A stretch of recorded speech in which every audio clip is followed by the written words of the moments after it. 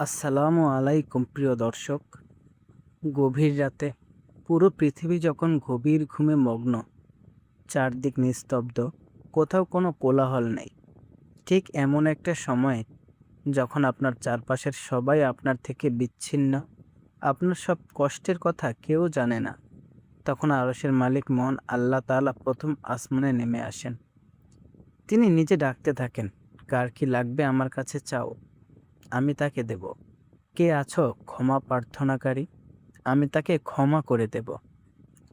কিন্তু আপনি কি জানেন, তাহাজ্জুদের এই বিশেষ সময়ে শুধু হাত তুলে দোয়া করলেই হয় না।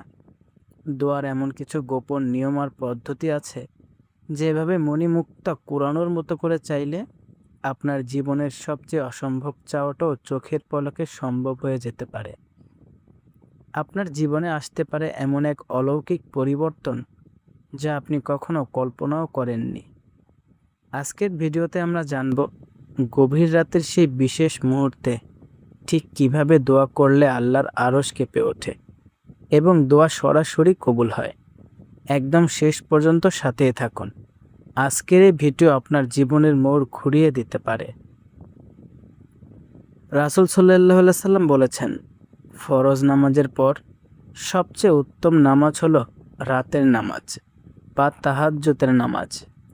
আসলে তাহাজ্জুদ শুধু একটা নফল ইবাদত না, এটা হলো আল্লাহর সাথে বান্দার সরাসরি সিক্রেট কানেকশন বা গোপন যোগাযোগ। দিনের বেলা আমরা যখন দোয়া করি, তখন আমাদের চারপাশে অনেক ব্যস্ততা থাকে, মনের ভেতর দুনিয়াবি চিন্তা থাকে। কিন্তু রাতের শেষ তৃতীয় অংশে যখন আপনি নরম বিছানা আর আরামের ঘুমকে কুরবানি দিয়ে জায়নামাজে দাঁড়ান, তখন আপনার মন থাকে একদম পবিত্র। আল্লাহ সুবহানাহু ওয়া তাআলা এই ত্যাগটাকে বড্ড ভালোবাসেন। আপনি যখন চোখের পানি ফেলে বলেন, ইয়া রব, আমি ছাড়া তোমার অনেক বান্দা আছে, কিন্তু তুমি ছাড়া আমার তো আর কেউ নেই, ঠিক তখনই অলৌকিক ঘটনাগুলো ঘটতে শুরু করে।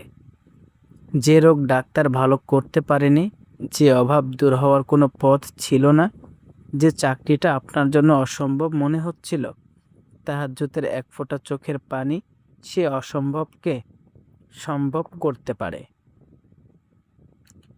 তাহলে কিভাবে দোয়া করবেন সেই মুহূর্তে? আসুন জেনে নেই সেই বিশেষ পদ্ধতি, যা আপনার দোয়া কবুলের গতিকে হাজার গুণ বাড়িয়ে দেবে। জায়নামাজে বসে প্রথমে নিজের চাহিদার কথা বলবেন না। প্রথমে আল্লাহর প্রশংসা করুন।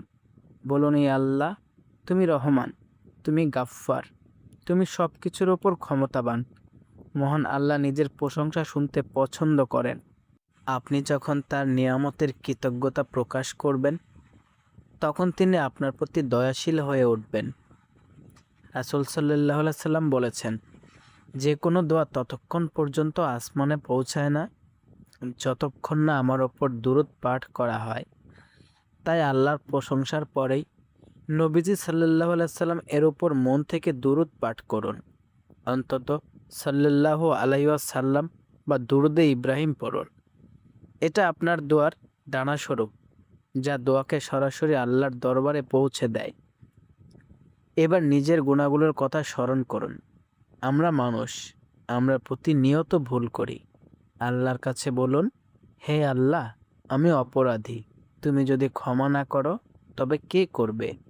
মনে রাখবেন, তাহাজ্জুদের সময়ে বান্দার চোখের এক ফোঁটা পানি আল্লাহর কাছে দুনিয়ার সব কিছুর চেয়ে দামি। আপনার চোখের পানি পড়তে দেরি, কিন্তু আল্লাহ তাআলার দয়া হতে দেরি হয় না। আল্লাহর কাছে লজ্জাবোধ করবেন না। আপনার জীবনের ছোট থেকে ছোট এবং বড় থেকে বড় সব চাহিদা ভেঙে ভেঙে বলুন এবং বারবার বলুন। আল্লাহ তাআলা জেদ ধরে বা বারবার আকুতি করে দোয়া করা বান্দাকে খুব পছন্দ করেন। সবচেয়ে গুরুত্বপূর্ণ বিষয় হলো বিশ্বাসের দৃঢ়তা। দোয়া করার সময় মনে এই খটকা রাখবেন না যে আমার দোয়া কি আদৌ কবুল হবে, বরং এই বিশ্বাস রাখুন যে আমার রব শুনছেন এবং তিনি আমাকে খালি হাতে ফেরাবেন না। বিশেষ করে সেজদানত হয়ে আল্লাহর কাছে চান, কারণ সেজদাই হলো আল্লাহর সবচেয়ে কাছে যাওয়ার মাধ্যম। আপনাদের বোঝার সুবিধার্থে একটি বাস্তব ঘটনা শেয়ার করি। এক ব্যক্তি ভীষণ ঋণের জালে জড়িয়ে পড়েছিলেন।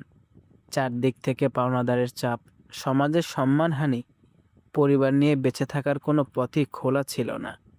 দুনিয়ার সব দরজা যখন তার জন্য বন্ধ হয়ে গেল, তখন তিনি এক বুজুর্গের পরামর্শে প্রতিদিন রাতে তাহাজ্জুদে ওঠা শুরু করলেন। তিনি প্রথম শুধু কাঁদতেন আর বলতেন, আল্লাহ, মানুষ তো দরজা বন্ধ করে দিয়েছে, তুমি তো অলৌকিক ক্ষমতার অধিকারী, তুমি আমার পথ খুলে দাও।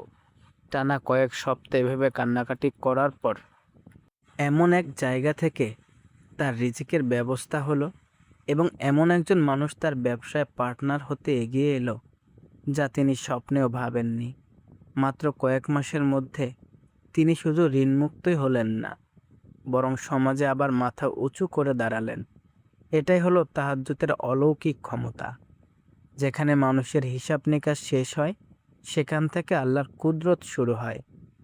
তাহাজ্জুদের এই অলৌকিক পরিবর্তন নিজের জীবনে দেখতে চাইলে আজ রাত থেকেই নিয়ত করুন, অন্তত 2 রাকাত নামাজ হলেও পড়ুন। নামাজ শেষে আল্লাহর এই বিশেষ নামগুলো ধরে ডাকুন, ইয়া হাইয়্যু ইয়া কাইয়্যুম বিরহমাতিকা আস্তাগিস।